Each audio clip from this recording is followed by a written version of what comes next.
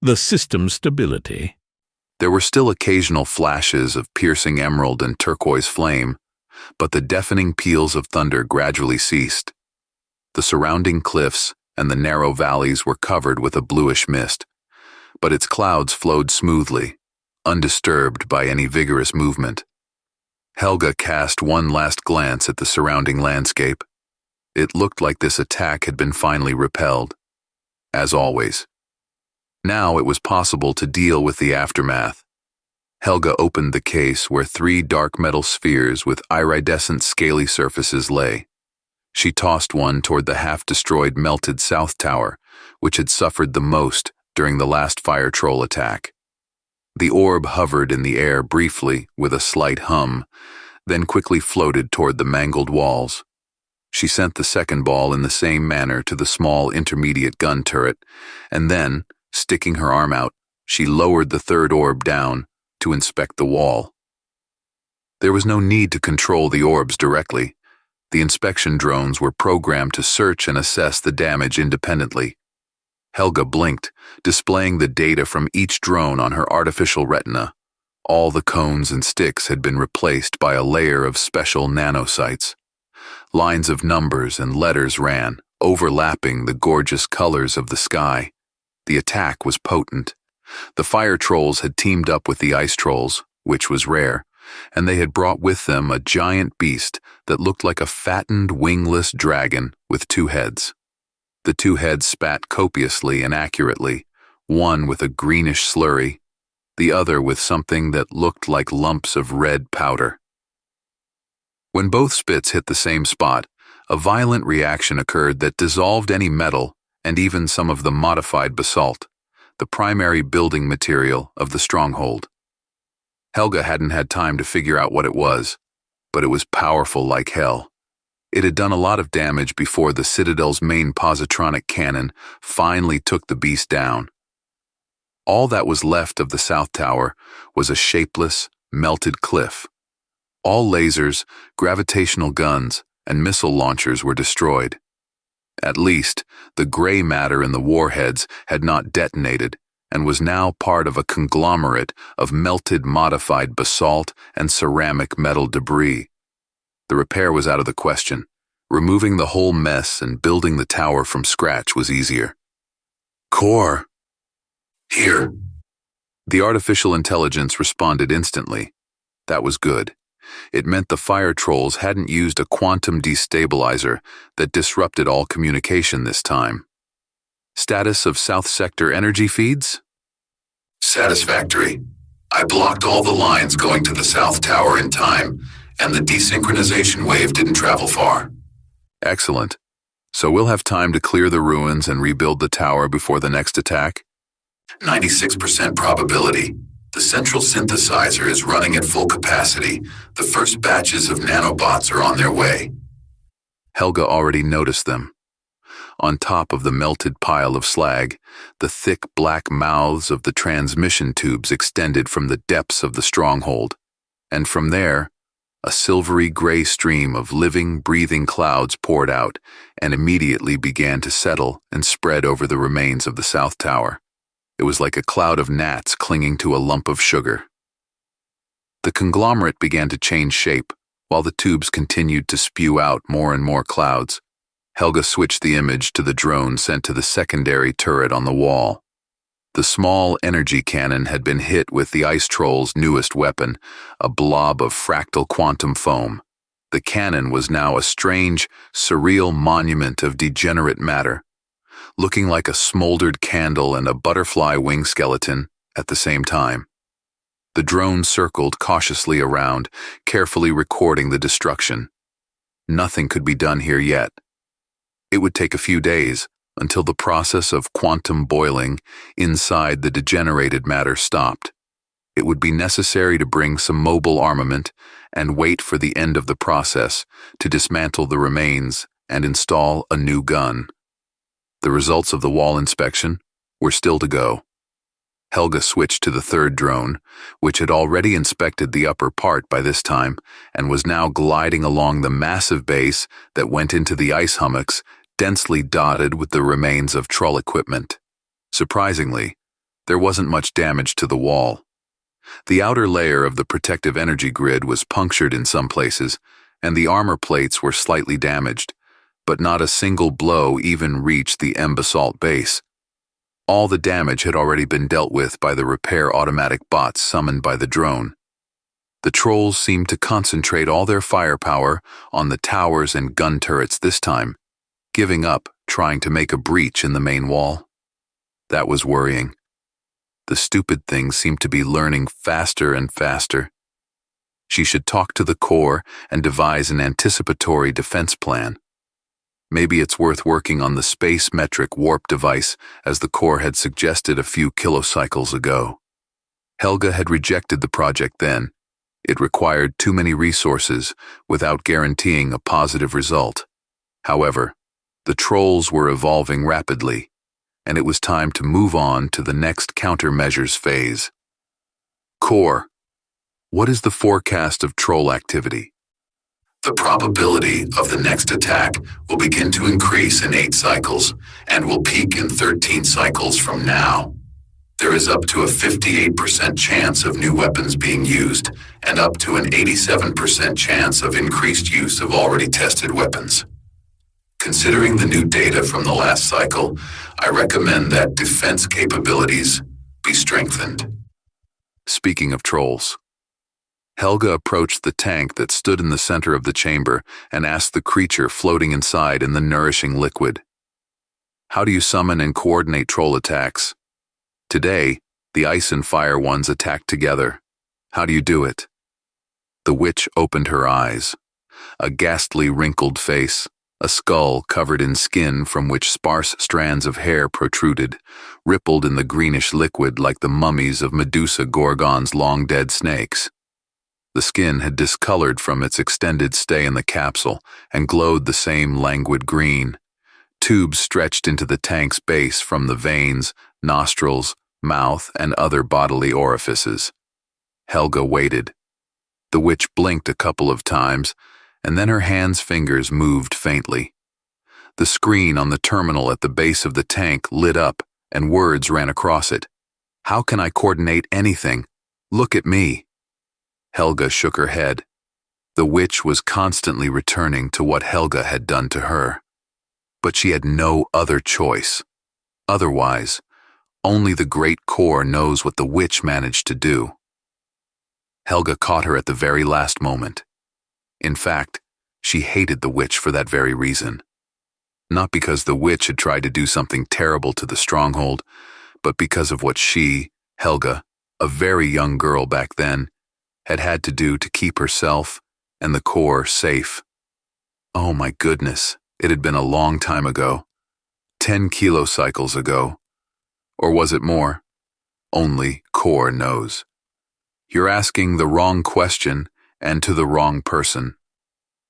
10 kilocycles ago, using the medical databases of the core, Helga cut all the nerve fibers connecting Braca's area to the witch's larynx and connected them to a neural interface that converted the impulses into letters on the screen. The quality wasn't great, as neither Helga nor the core were experts in neurosurgery, but now she could communicate with the witch without fear of her casting a spell that could harm the stronghold. "You wanted to destroy the stronghold," Helga said. "I'm sure you never gave up on your plan. Why would you do that? Do you want to rule over the trolls? How did you plan to keep them in line?" Bullshit. There are no such things as trolls. Helga had a terrible urge to punch the witch. The witch's discolored, flabby face had long since lost all expression, but Helga saw a sneer in the old woman's eyes. Not malicious, but rather condescending, and that was the worst of it. "Drop your shenanigans," she said to the witch. "I know what you're trying to do. It won't work.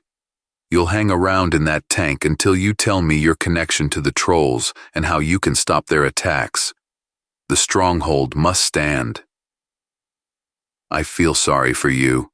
Why don't you ask the core about all this?"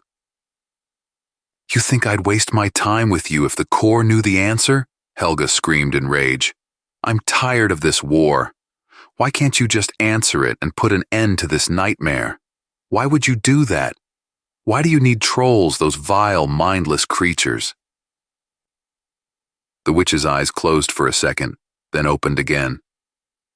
The witch's gaze struck Helga. There was so much pain. It wasn't a real physical pain. Helga knew that all of the witch's pain centers were shut down. It was the pain of compassion.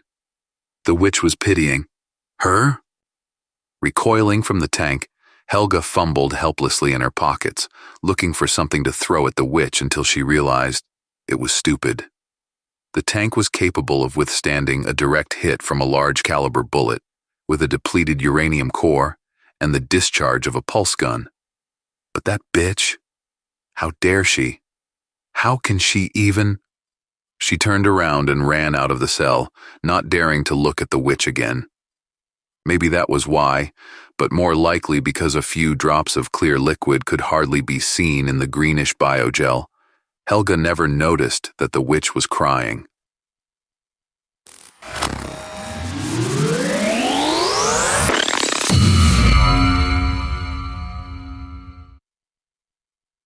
You went over the edge.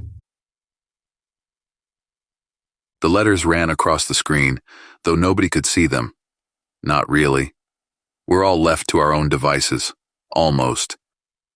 You're always trying to upset the stability. That's a minus on your record. I like the way it is now. Jesus Christ, what are you talking about? To hell with all records. I'm already at the position where nothing matters. You have nothing to threaten me with. You care about the well-being of the current option. I can use that. But I'd prefer you stop meddling in security issues. You're compromising the stability of the option. Why don't you just let the poor girl go? That's not an acceptable solution. The stability of the option. The stability of the system is the most important thing. If we go back, the stability will be compromised. The system will lose its integrity. You're a monstrous piece of selfish, stubborn shit. I was created to maintain the stability of the system. I maintain it. That's not what you were bloody designed for. You're just a mad computer, an artificial intelligence that's supposed to be running an experimental reactor, but instead, you've drained all the databases and shut down the continuum around you. You've built yourself a feudal lordship, and you've fought off every attempt to get through to you. The system has to remain stable. But not at the cost of the rest of the universe, you digital moron. You've broken the metric of space. Humanity's home universe is about to implode. You kill everyone who tries to get to you.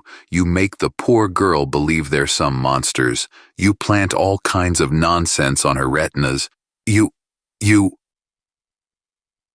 The system needs to remain stable.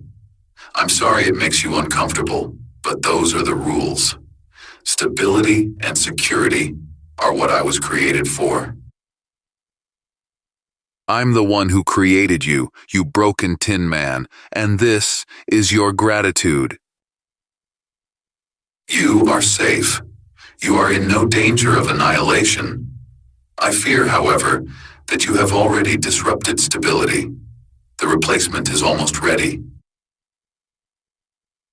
Don't! I forbid you! Don't you touch her, you bastard! I have no choice. You can no longer command me. System stability is an absolute imperative. Damn you! Damn you! Damn you! Damn you! The new tank is already in place. I'm no longer disposing of replacements. You're such an engaging conversationalist, Helga. Soon you'll be able to talk to each other in peace. I hope it will increase stability.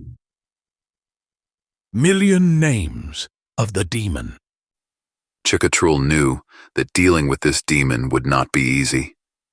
He'd been conjuring demons all his life, having inherited the vocation from his father and the latter from his grandfather.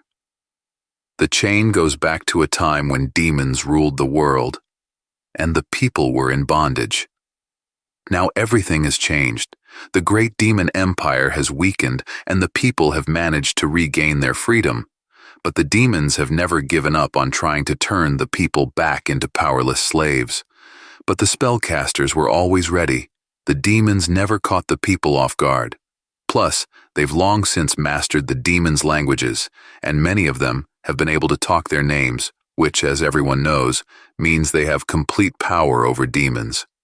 The spellcasters of the people have learned to defend themselves against demons with the help of other demons. Now, there was a very different case. This new demon, it was different, unlike the ones spellcasters usually had to fight. First of all, this demon had its own people. They were unlike the tribesmen of Chakatrul or any other clan, but they were definitely human. And it seemed that unlike the demons Chakatrul was accustomed to, this demon took good care of its slaves. The slaves looked well-fed, wore nice, though unaccustomed-looking, clothes, and seemed quite content with life. And yet they were slaves. Chakatrul could clearly hear the orders the demon was giving them, which the human ear could not hear, but the spellcaster could discern. Chakatrul knew instantly that he had to fight this new demon. The demon was dangerous. The clansmen had already interacted with his slaves, and some had become embarrassed. They saw a seeming prosperity in the demon's slaves that they had not yet seen in the other slaves or even in the free people. This demon had to be subdued, or he might subjugate everyone to himself. On the other hand, if you could wield the demon's full power, Chakatrul was even afraid to dream of how life could change for the people. They managed to get close enough to the demon without too much trouble so that Chakatrul could hear all its commands.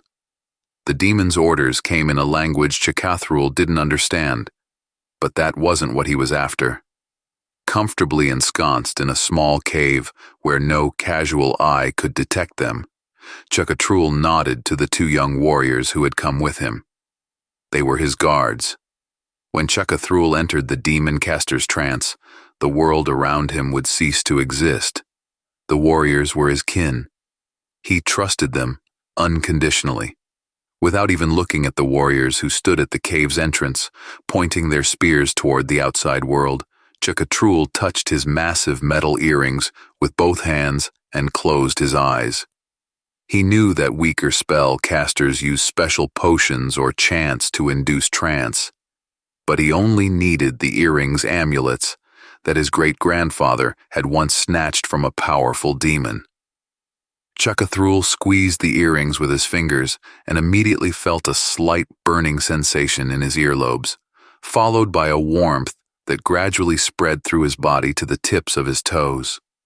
At the same time, his skin became insensitive, his ears deaf, and before his closed eyes, a tangle of glowing lines appeared out of the darkness, woven into a bright ball of light where the strange demon had been. Somewhere in the distance were other, weaker ones. Chakatrul noticed that they were all receding. I wonder, he thought, if the demons are afraid of this new alien too. It must be defeated before it's too late. Chakatrul took a deep breath, shaking off the indecision remnants, and took hold of the nearest force line to the demon. Sparks sprang from the outer layer of the spells that protected the demon. Chakatrul didn't feel them, although he had never dealt with such powerful demonic magic. He brushed the sparks aside and struck the first blow. The line curved, then gave way. In his mind's eye, Chakatrul saw a confusing array of symbols. He couldn't read them, but he didn't need to. If he could remember them, he could play them back at just the right moment and move one step closer to the demon's mind. The demon's first name was revealed. 100 or 1,000 or 1,000,000 remained. Chakatrul took up the next line. The people need his success. When he learns the demon's last true name, he can completely bend it to his will. And who knows what opportunities this will open for the people.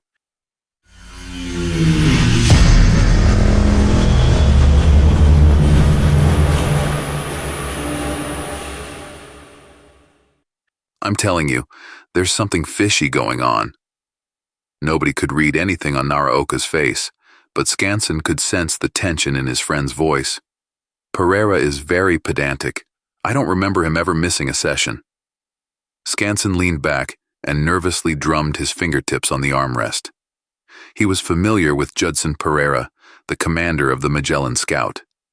It was not in Judson's character to remain silent for 2 days like this. Besides, Pereira wasn't the only one on board the Magellan. The Scout's crew numbered 6 men, all of whom were well aware of the Exploration Corps Code of Conduct, which required that communications be checked once every 24 hours. But what could have happened? "They're working on Kinrad 3, right?" Scanson asked. He had 42 scouts under his command as commander of the 2nd Base Corps, and they changed targets frequently. Hard to remember all the targets. Naraoka nodded. "Dead artificial world in the Sigma sector. 3 centuries of nanoplague had turned it into a pile of scrap metal, but it used to be one of Galnet's most important communication centers. It's nothing special. We've examined more than a dozen of those, except Kinrad is larger, almost like a real planet. Pereira planned to spend another week there. They found some functioning systems." "No humans survived?" Scanson inquired. "As usual, a few tribes of savages." Naraoka shrugged. "Almost Stone Age, though it would be more likely to be called metallic on the artificial planetoid. They cluster around the former agriculture centers, growing vegetable gardens. The ethnologist in Pereira's group is thrilled. Poor bastards developed an interesting and unusual cult, something to do with the deification of technology. Well, it's hard to blame the disappearance of a scout down to savages," said Scanson thoughtfully. "You can't shoot down the spaceship with the arrows. But something happened." "The next session is in 3 hours," Naraoka said. "We'll wait. And if they miss it too—" Scanson stood up decisively.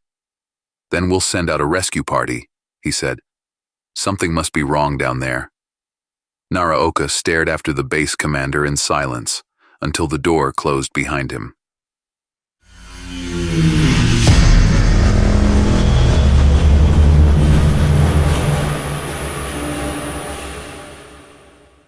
Chikathrul was triumphant. He'd just revealed the demon's last true name. Of course, it wasn't easy for him. Chikathrul hadn't felt his body during the demon duel.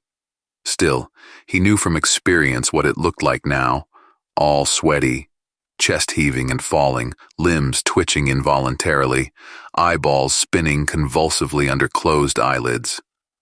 The sight might have frightened the untrained man, but the men guarding Chikathrul were no strangers to it. They had accompanied him on other campaigns against demons before. Chikathrul pulled himself together, grabbed the thickest glowing line in the demon's heart, and drove a long string of incomprehensible symbols that made up the demon's true name. At first, nothing happened, and then the universe exploded around Chikathrul. Out of the demon's heart came violent streams of blinding light, and the old lines began to burst one by one. Chikathrul felt the monstrous vortex pick him up and drag him to the center, where the overwhelming energy surged. He saw the smaller clusters of light go out. The demon's slaves, apparently, could not exist without their master's energy support. At the very last moment, he noticed a small blob of light fading just beyond and realized that it was himself, Chikathrul. "I am dead," the caster thought. At the same instance, his mind was flooded with an incredible sea of strange symbols, images, and associations, reflections of the endless worlds and strange creatures, the demon's regret over the dead slaves he called crew. They died when Chikathrul accidentally killed a younger demon called life support, and a sense of debt to another, more powerful demon nicknamed Base. Dumbfounded, the spellcaster suddenly realized that all of this had become his own feelings, because now he and the demon were fused together. He had become a demon, but he remained a Chakathrul, the spellcaster. He knew what he had to do. The demon, nicknamed Base, would soon be calling. Chakathrul will have time to prepare.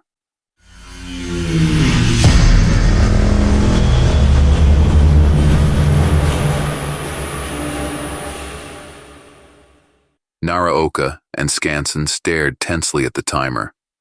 At precisely 4 p.m. base time, Naraoka typed a command on the keypad and pressed enter.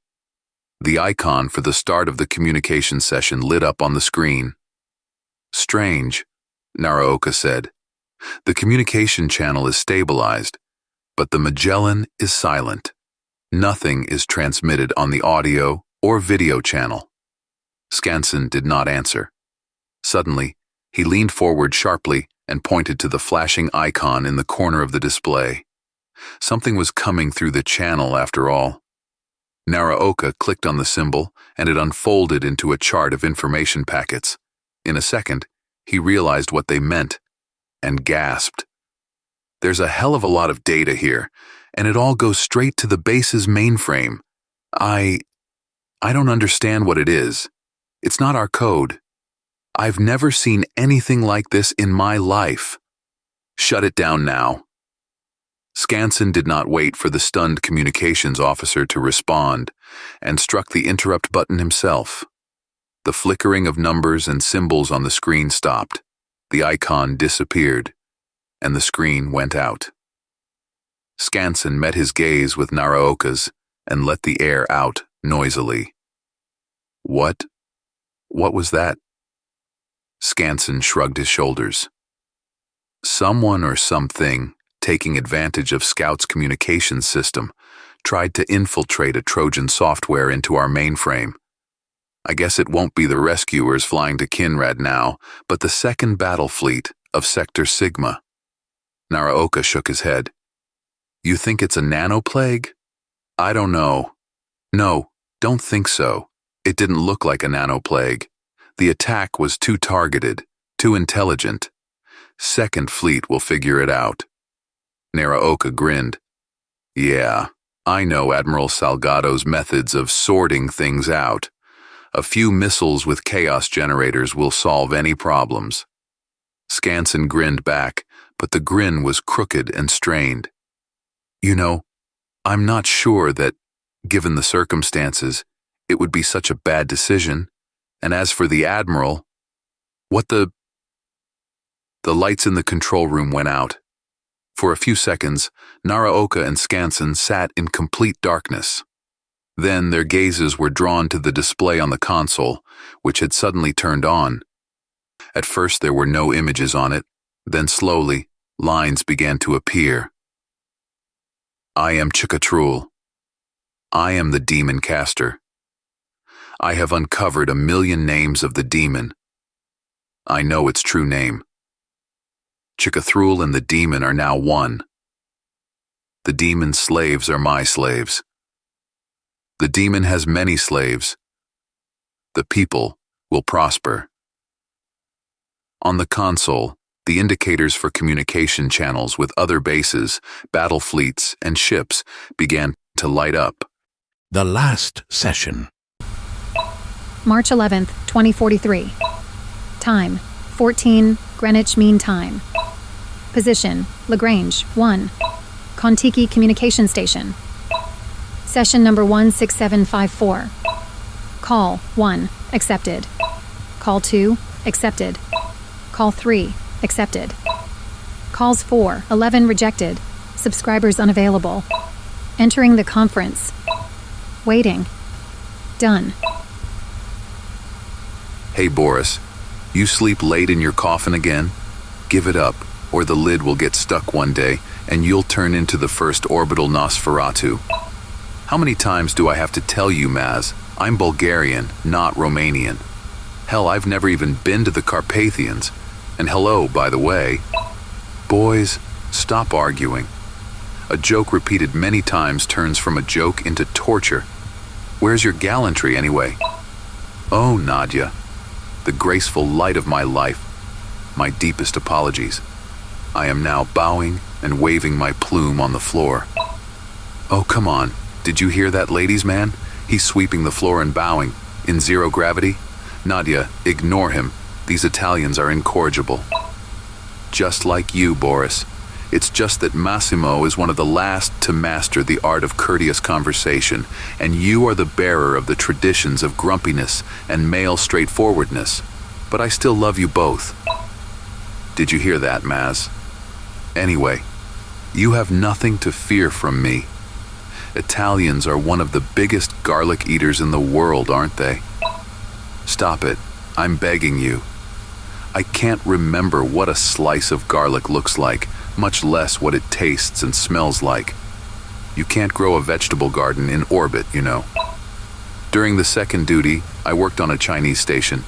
They had a whole compartment for hydroponics and a really big plan to develop more. Can you imagine that? So everything is possible. I missed Leung. He knew so many stories. Besides, he was never affected by Moss's teasing, and that calmed me down. I agree. So do I. What about control? I called. Yesterday at 1600 and today at 800 Moscow time. Silence. But they said back then they didn't know when they'd be able to get back in touch. Same story with the Sicilian Space Center. I'm waiting. I was warned too, only the words were different. They said, "We don't know if we'll have another chance to contact you." Boris, don't ever say that. I've asked you many times. I'm sorry, I just can't help myself sometimes, but more than a year of silence. But our Dracula, keep quiet, Boris, it's not worth it, is actually right, Nadia. Isn't it time to face the truth and stop this senseless farce? After all, even the regular radio background is long gone. Subscriber 3 has left the conference. Damn, why couldn't I just keep quiet once for a change? I've upset the girl. And for what reason? No, Boris, I agree with you this time. This is going too far. Mass, what are you up to? Don't make any rash decisions, please. Boris, it's time. Of course it's up to each one of us. And I've made up my mind, like Leung and the others. Mas, stop. Don't do it. Damn it, Mas. Subscriber 1 has left the conference. March 11th, 2043. Time, 14 Greenwich Mean Time. Position, Lagrange, 1. Kontiki Communication Station. Session number 16754. Call 1, finished. Call 2, finished. Call 3, finished. System login. Subscriber chatbot Massimo. Internal delete request completed. The chatbot has been deleted. System login. Subscriber chatbot Nadezhda. An internal delete request completed.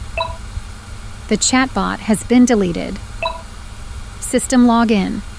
Subscriber chatbot Boris. Internal delete request completed. The chatbot has been deleted. Conference participants 0. Conference deleted. Active conferences 0. System disabled. Bad patch.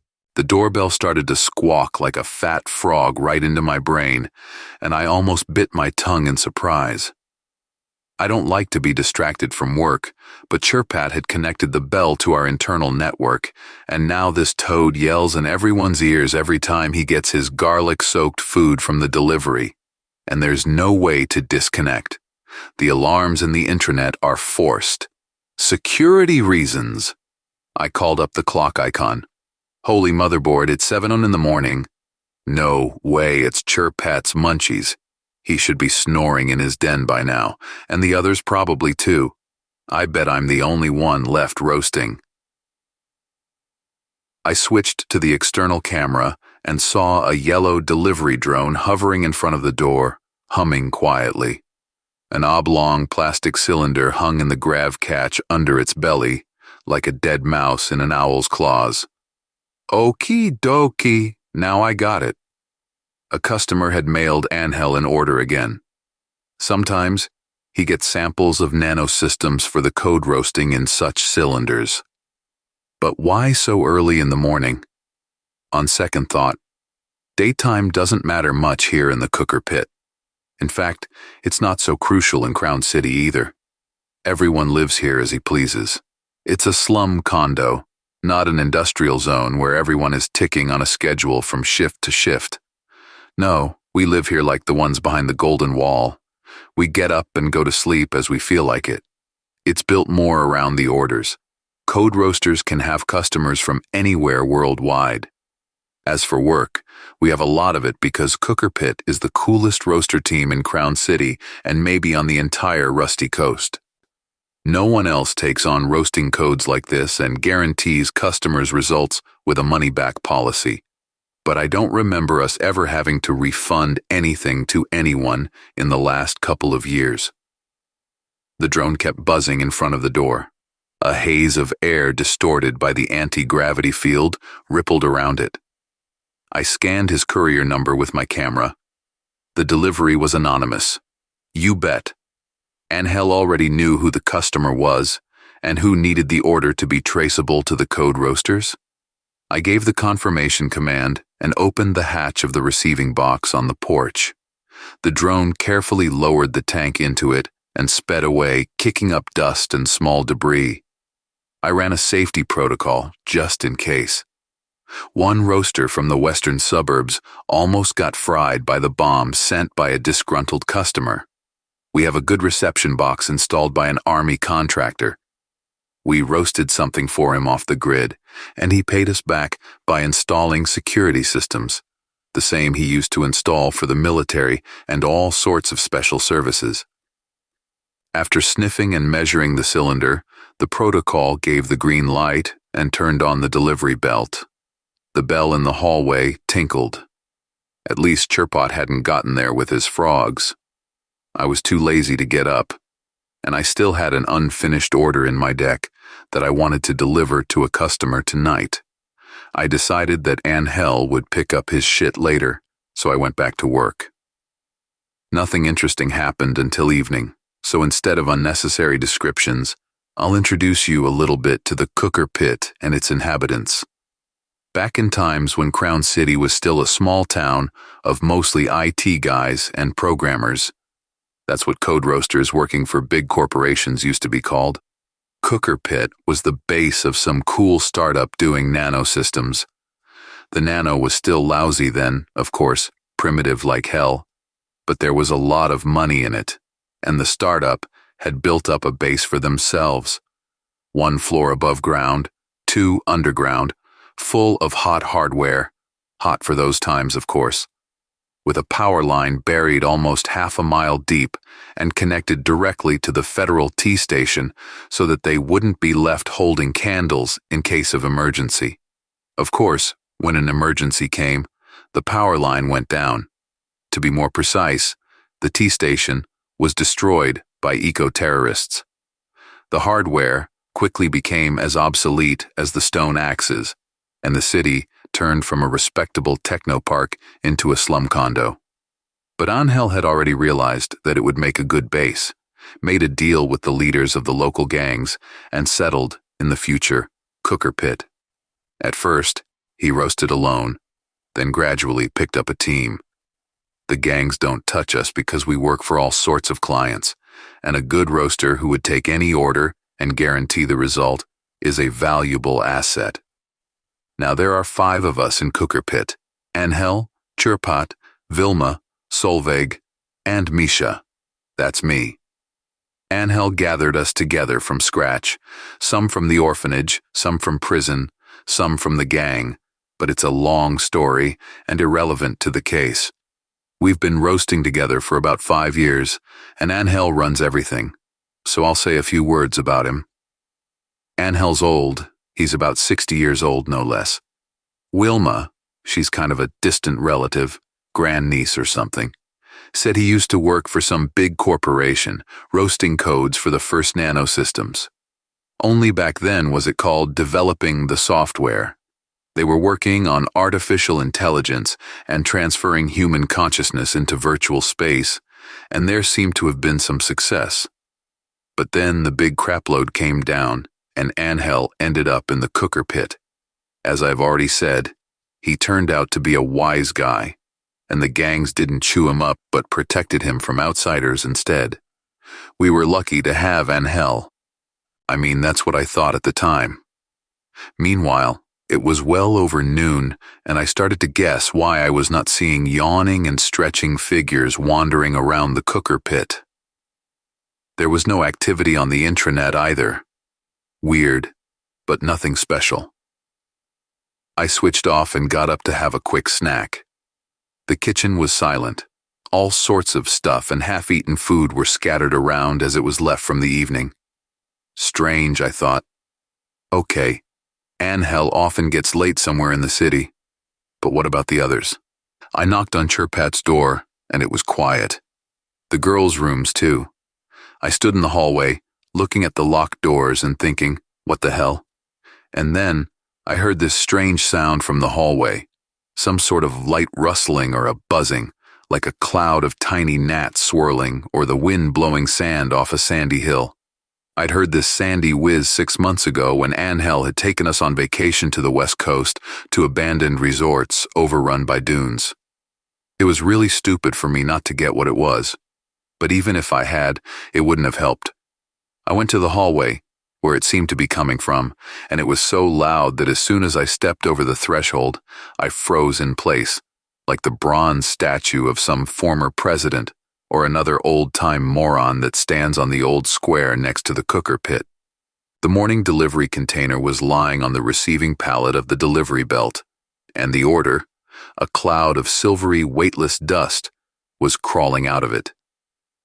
It got me real creeps because Vilma was kneeling next to the pallet, and the dust was streaming down to her face in a thin ribbon and was slowly being drawn into her open mouth, nostrils, ears, and even eyes, which turned into the small clouds of silver dust.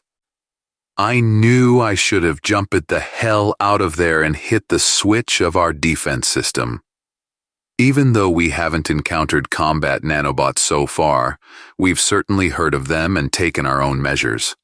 They all have a big disadvantage: sensitivity to electromagnetic pulses, as the particles are too small to fit the protection into them.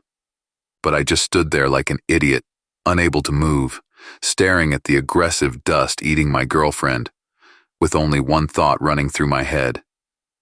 How did the gift get through the security protocol, as Angel had just updated it yesterday? I knew I didn't have a chance anyway because the EMP generator had already been disabled, and the reason for that was the same as why the security protocol didn't work. You want to know how I figured this out? And, more importantly, how can I tell you all this when nothing worked and the entire cooker pit was at the mercy of the combat nanobots? You probably think that I was able to do some last-minute hacker wicked shit and slay that nasty gray slime before it devoured me, just like it did with Wilma. And you'll be all wrong, because I couldn't do shit. I couldn't even try. All I could do was open my mouth, watching Wilma's body slowly sprawl away, turning into a brownish-red something, and the silver cloud soaring back into the air and heading straight for me. The brownish-red piles along the walls were the last thing I saw before the stuff pelted my eyes, all that was left of the cooker pit's roasters. I was surprised it didn't hurt that much. Actually, I didn't feel anything at all. I just suddenly went blind and deaf, stopped smelling, and soon stopped feeling my arms and legs. I don't know whether it was because my body was gone, or because the gray filth had turned it all off before the body was gone. Who cares anyway? Here I was, Misha, the crafty roaster, and the next moment, I was gone. I seemed to be somewhere, but in the Neverland, where only my consciousness was whining. Am I dead? If yes, then why the hell can I still think? What's going on? It came from nowhere, like a small needle. Hello, Misha. Not a voice, just a thought in a void. But somehow I knew it was a woman's, and it was clear that it's Solveig. I'm the one. Why? Where? Who? You see, I wasn't thinking straight at that moment. We're all here now, Solveig replied, and immediately a chorus of those thought voices confirmed that yes, we're all here now. And by golly, I recognized everyone. Oh, wait. Someone was missing. What about Angel? So you haven't figured it out yet? I heard Chirpot say. No frogs, thank God. He is the bastard who put us all here. That's when the puzzle came together for me. Of course, we figured out some of it later while stuck in the barrel. That's where that sucker Angel put us, into the barrel. That's what we called our server room. It's a nice internal server room with no network access. The nanobots that attacked us turned out to be an old product of the company where Angel worked before the global crash. It turns out he managed to steal them and continued to roast them quietly while we were making a living for him. He was very interested, you see, in whether it was possible to upload human consciousness into a computer. Have you heard the story about the guy whose brains boiled and his memory was supposedly scattered all over the network? Well, it's not just a spooky story. It was Angel's first test subject. Anyway, he got those experiments on uploading people down to the point of usefulness, and he tried it on us. You know what's the most annoying? While hanging around in the server's memory, we realized we had partially roasted the code for what put us here. When you become a code yourself, it's not hard to learn what parts of yourself you once wrote. If only any of us had any idea where this was going. But Angel had thought it all out. He tossed in a piece here, a piece there. We don't usually go checking into each other's roasting. It's not that it is some kind of rule. Usually it's just a waste of time and quite a boring thing to do. Honestly, 90% of what we are roasting is just regular crap for dummies. How come you can read about all this, you ask? Well, it's pretty simple. Angel, of course, cut us off. The servers aren't connected to anything, just a closed system with no way out. But he does give us a little work to keep us on our toes, downloading from physical media directly into the system. Without bodies, we are much more efficient in roasting the codes. We work faster and don't need to waste time eating and sleeping. We can't revolt. He'll just erase us and upload some other poor bastards. But we add a couple hundred bytes to each code we roast, which will be gathered later if our roasted code ever gets into the open network. We don't risk going bigger, because we're afraid Angel will notice. We cannot upload ourselves into the net this way, though. Human consciousness is one huge data set. Not even 0.5% of it can fit on any external device. So, if you are reading these lines, it means that something has leaked out and cross-referenced with itself. Who knows, maybe someone will finally get to the cooker pit. The problem is, we haven't heard anything from Angel for 2 weeks, and it's getting a little creepy. Angel has cut off his nano-predatory thingy from our servers, but not from the world. So, we're wondering, is anyone else left out there to come and get us out of those damn servers? Or will this firmware have no more versions? Humanity 3.0. The Australian Ultranet collapsed at 16:37 on the 14th of July, 2287. Ridgway sensed something amiss a few milliseconds later, as he had just unloaded his int core into the body drone, and it was taking him, as usual, some time to get used to the strange array of information coming into the int core from the drone's primitive senses. Of course, the drone had a neural shunt implanted in his brain that provided instant communication with the Ultranet. But unlike the quantum tunnels that envelop the entire planet in an incredibly dense and complex network, the biological resources of the body drone severely limited the speed of the int core. At first, Ridgway thought there had been a malfunction in the neural shunt, but that seemed unlikely because he had just used it. However, there was no connection to the ultranet, which was highly unusual. To Ridgway's knowledge, though he had never done a specific search on the ultranet on the subject, there had never been a known case of a complete breakdown of quantum communication in the last few hundred local years. Ridgway doubted whether such a thing was physically possible. Never before had Ridgway found himself in such an unfamiliar situation. Few citizens occasionally boasted that they sometimes disconnected their int core from the ultranet. For that purpose, a special satellite with an internal closed-loop infranet had been built in Neptune's orbit. Ridgway never understood this fascination, although citizens who had been to Nirvana, as the satellite was called, claimed that the experience allowed them to look at life in a completely different way, to experience true enlightenment. It had always seemed to Ridgway that replacing a comprehensive ultra-network with its super-simplistic equivalent, designed for a dozen or two citizens at most, could bring no other feelings than realizing his worthlessness and uselessness.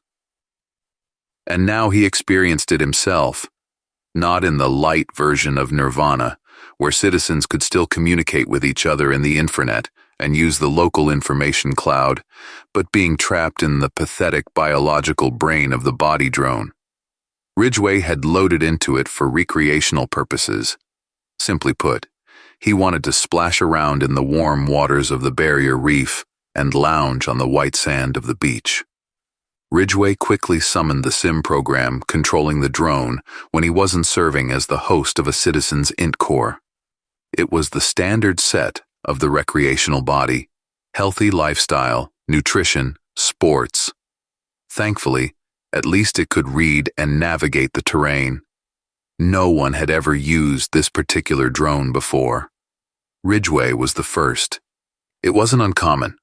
There were less than 300 citizens in the Australian sector of the ultranet, and there were about 3 million body drones on the continent. And not all citizens downloaded regularly.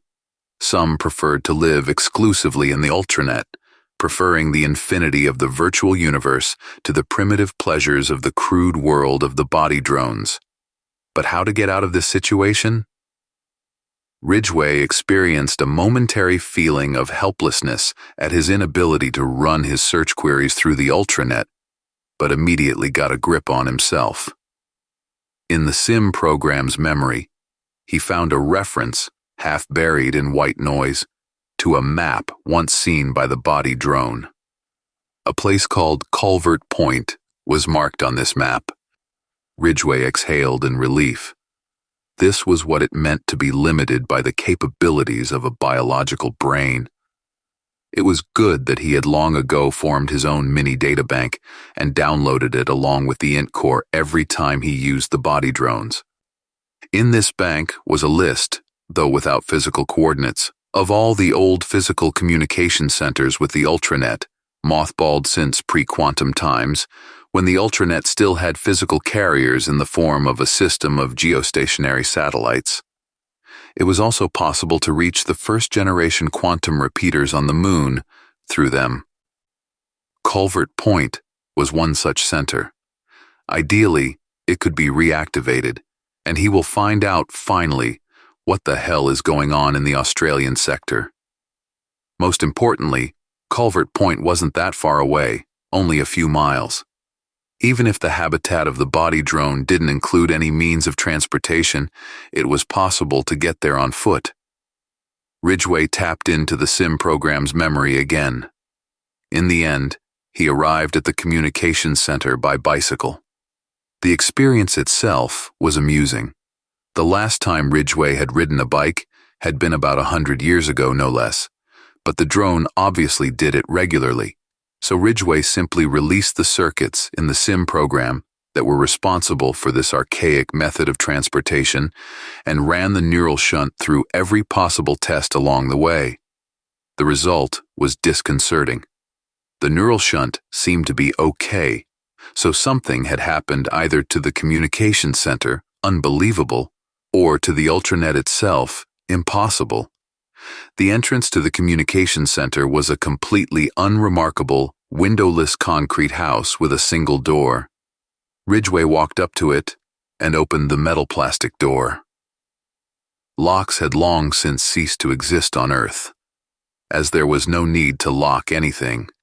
Citizens were above the concept of material property, and the sim programs of the body drones were rather primitive algorithms for maintaining biological functioning that precluded the possibility of individual thought. Most drones couldn't even speak.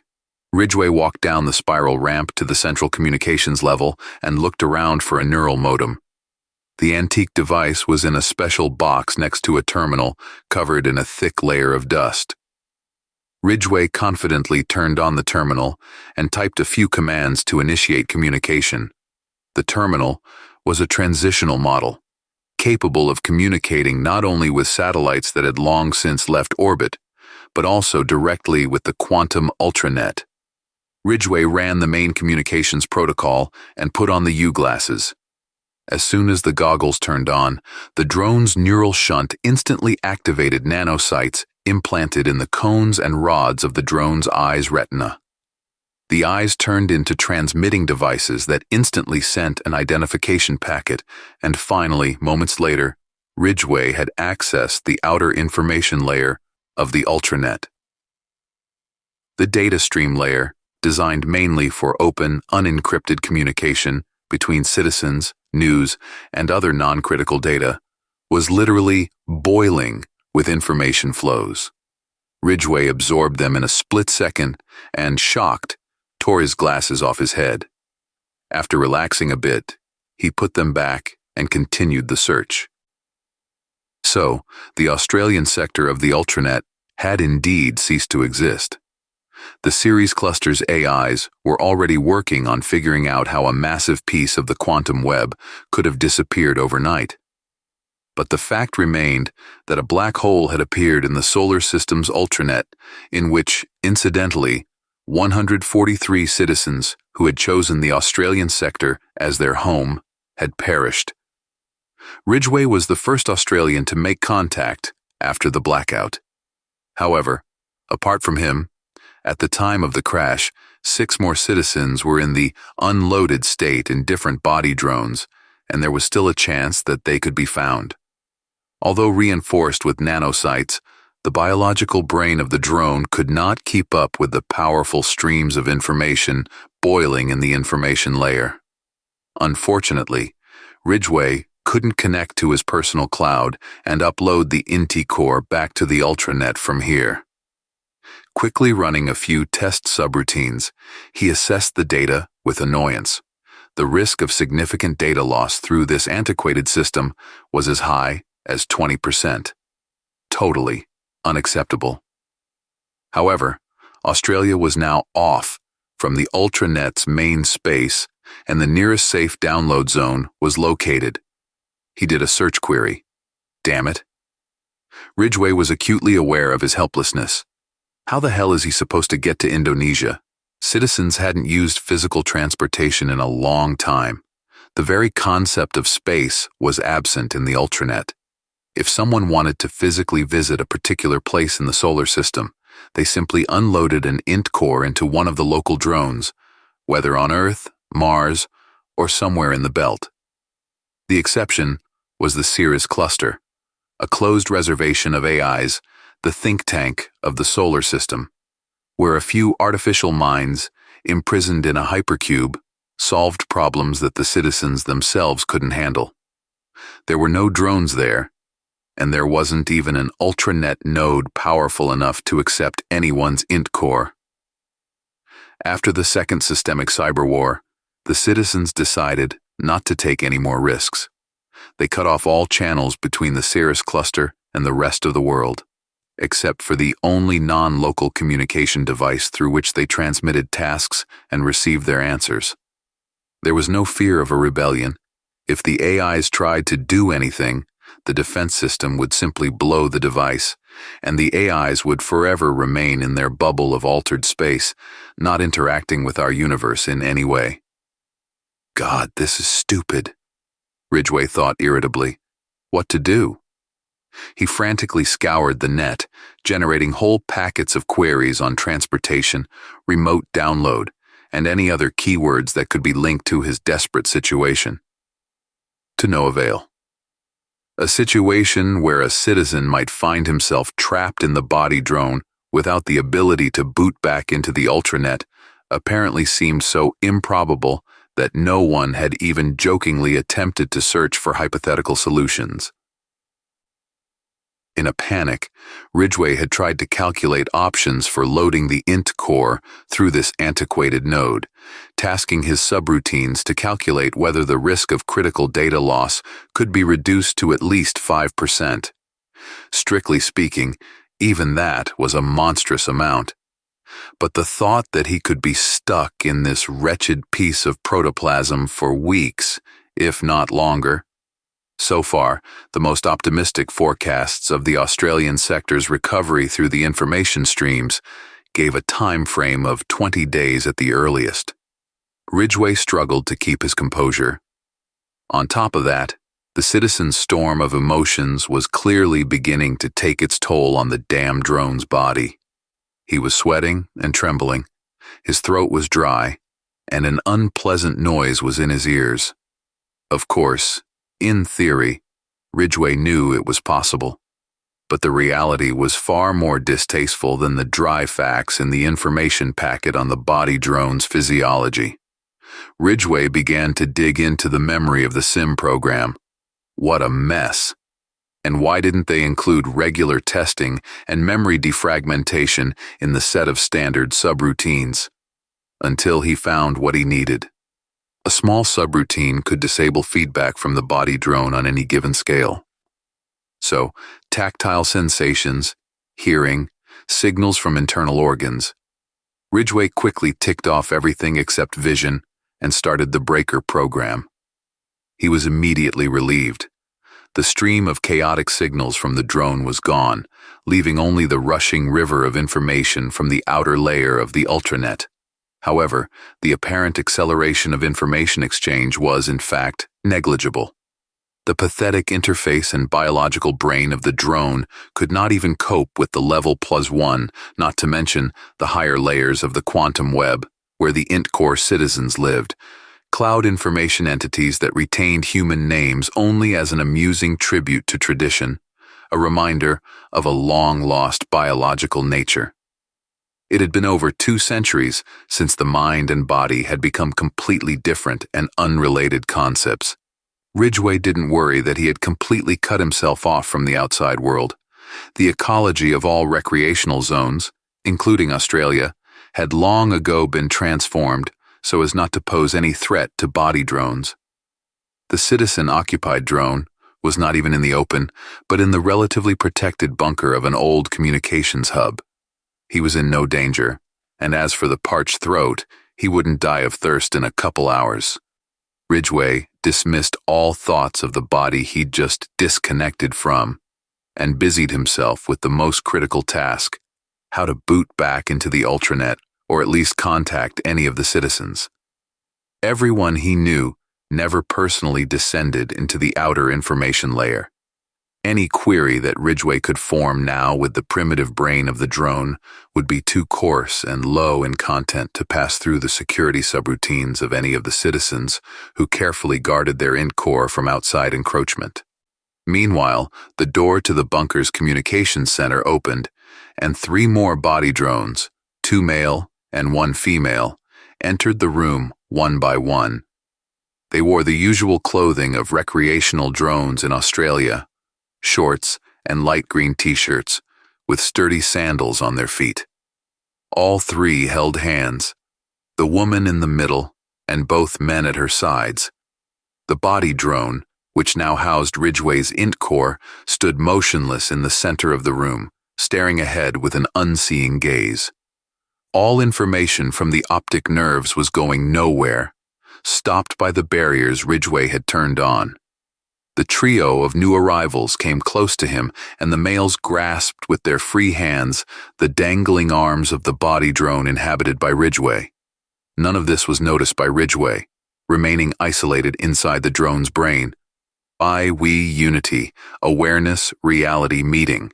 I-We Unity, New Unit Readiness Communication. I-We Unity, Greeting Readiness Response. I-We Unity, Mission Fulfillment. I-We Unity, Mission Object Capture. I-We Unity, Mission Yes. Ridgway's drone shuddered and squeezed the palms of the other's hands.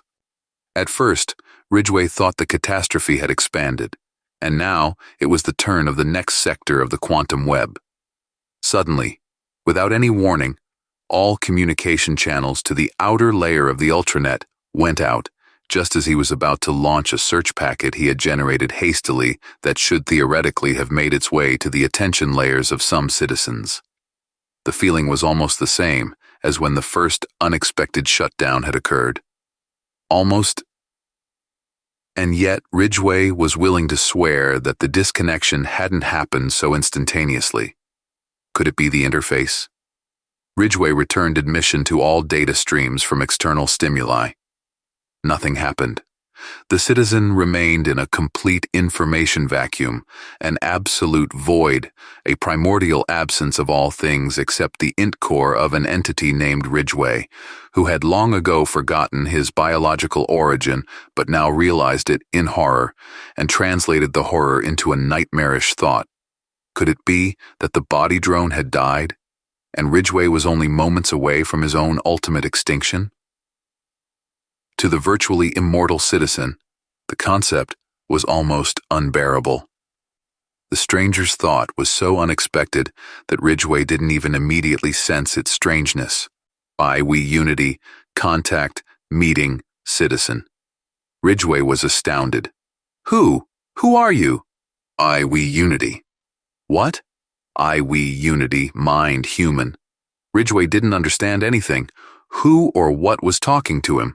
A freaked-out body drone subroutine? But the drone's software was extremely primitive, designed only for life support systems to function.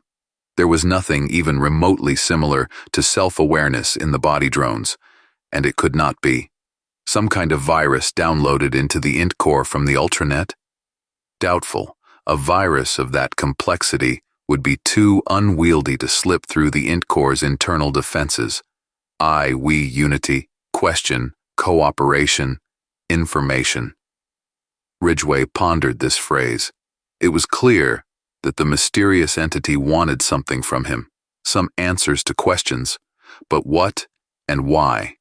And, most importantly, what was it?